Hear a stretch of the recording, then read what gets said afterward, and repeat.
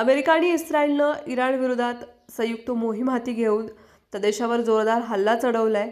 इराणमधील धार्मिक, राजकीय आणि लष्करी तळाला लक्ष्य केलंय. यात इराणच्या इस्लामिक रिपब्लिकन पक्षाचे सर्वोच्च नेते आयातुल्ला रुहुल्लाह खामोनी यांचा मृत्यू झालाय.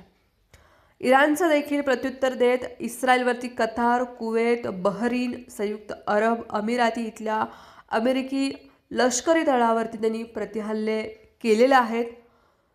युद्धाग्नाची तीव्रता वाढल्याने सर्वाधिक झळ भारताला बसू शकते आणि भारताला पेट्रोल डिझेलच्या किमती वाढून महागाईचा भडका उडण्याची भीती निर्माण झाली आहे. दरम्यान पंतप्रधान मोदी आज रात्री दिल्लीत पोहोचत आहेत. तिथे त्यांनी लगेचच कॅबिनेट कमिटी ऑन सिक्युरिटीची बैठक घेणार आहेत. ही बैठक रात्री उशिरा होण्याची शक्यता आहे.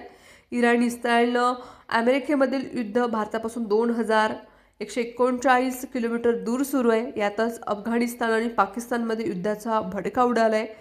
एक प्रकारे पश्चिम आशियामध्ये युद्धअग्नीची जी धग लवकरच भारतापर्यंत आणि घरापर्यंत पोहोचणार आहे. या महायुद्धामुळं भारतामध्ये पेट्रोल डिझेलच्या किमती वाढून महागाईचा भडका उडण्याची भीती निर्माण झाली असं अर्थतज्ज्ञांनी इशारा दिला आहे. इराण हा जगातील सर्वात मोठा तेल उत्पादक देशापैकी एक आहे. इराणकडे तब्बल 158 बिलियन बॅरल कच्च्या तेलाचा साठा आहे. जरी अमेरिकेच्या निर्बंधामुळे इराण पूर्ण क्षमतेने निर्यात करू शकत नसला तरी चीन आणि भारतासारख्या देशांसाठी इराण हा महत्त्वाचा स्रोत आहे. चीन दररोज 18 लाख बॅरल तेल इराणकडून घेतो आणि भारताचा विचार केला तर आपण एकूण गरजेपेक्षा 40% कच्चं तेल आणि 50% LNG खाडी इराण, सौदी अरब, UAE या देशांमधून घेतो. पण आता या युद्धामुळं पुरवठा साखळी विस्कळीत झाले.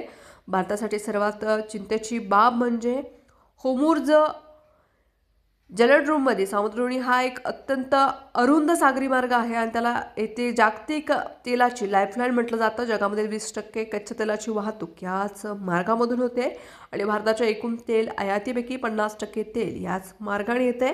सौदी, इराक, कुवेत आणि कतारचं तेल देखील याच मार्गाने भारतामध्ये पोहोचते.